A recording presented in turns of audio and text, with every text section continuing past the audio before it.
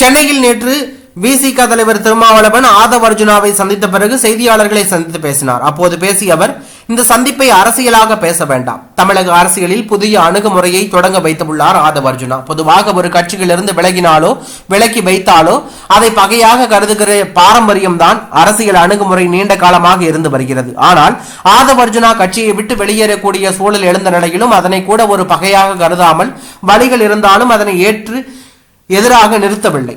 தான் இன்னொரு கட்சியில் சேர்ந்து பொதுச் செயலாளர் பொறுப்பை ஏற்ற இந்த சூழலிலும் உங்களுடைய வாழ்த்தும் எங்களுக்கு தேவை என அலுவலகம் தேடி வந்துள்ளார்.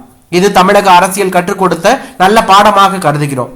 கருத்தியல் ரீதியாக எவ்வளவு முரண்கள் இருந்தாலும், களத்தில் எதிரெதிர் துருவங்களாக இருந்தாலும் இத்தகைய நட்புறவை பேணுவது ஒரு நாகரிகமான அணுகுமுறை. அந்த வகையில் ஆதவ் அர்ஜுனாவுக்கு எனது வாழ்த்துக்கள்.